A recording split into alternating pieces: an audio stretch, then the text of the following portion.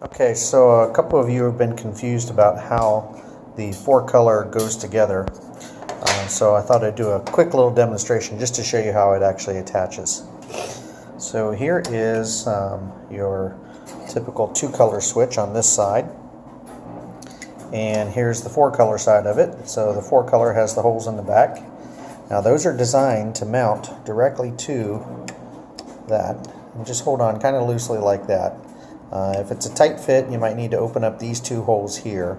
And this relief here is just to get around this screw here. So that goes on there kind of like that. But when you installed your 2-color, you originally took out 2 screws that were holding this motor case in. These are those 2 screws. Those are used to hold this together. So what we do is we simply stack them together. And we put those screws in here. That goes all the way through, and in your kit you received 3mm nuts. Those are simply used to hold that onto the back.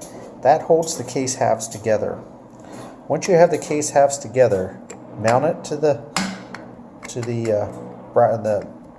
bracket here, and then just use one single long zip tie. And that one long zip tie is going to go right down through this hole here. And you're going to zip tie that in place and cinch it down tight. That'll keep that switch mounted just perfectly right there.